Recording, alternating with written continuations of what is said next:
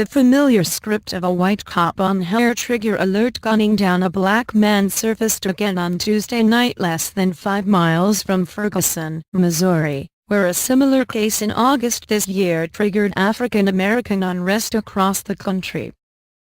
Police said the officer was on a routine patrol near a gas station after responding to a call of a theft when he approached 2 men near the building in the suburb of Berkeley, Missouri.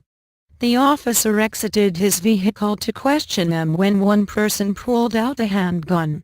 Fearing for his life, the Berkeley officer fired several shots, striking the subject, fatally wounding him. A surveillance tape released by the police showed the confrontation but not the shooting itself. The police maintained the officer's life was in imminent danger and using a pepper spray or taser was not a realistic option.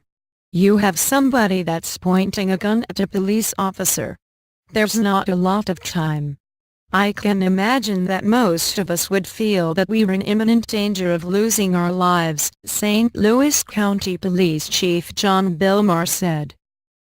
The mother of the victim, whose name was given as Antonio Martin, later claimed that her son did not have any weapon on him and the police shot him as he attempted to run away. The second person who fled the scene has not been traced. Police maintain that the incident could not be compared to the Ferguson case, where there was no video footage of the incident itself.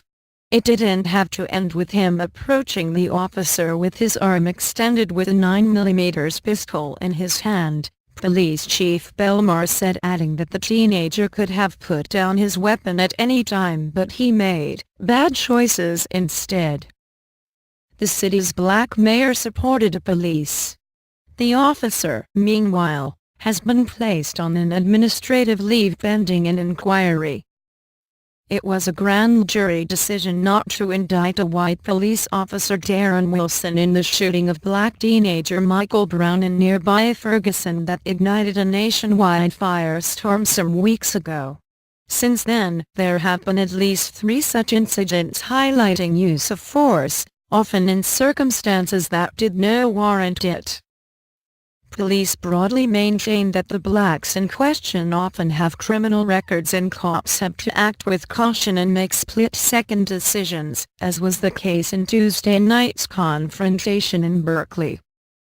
Black activists say white police have a lower threshold for black offenses and are quick to punish them for minor infractions such as selling loose cigarettes in the case of Eric Garner, who was choked to death in New York, often with an intent to impose fines and raise revenues.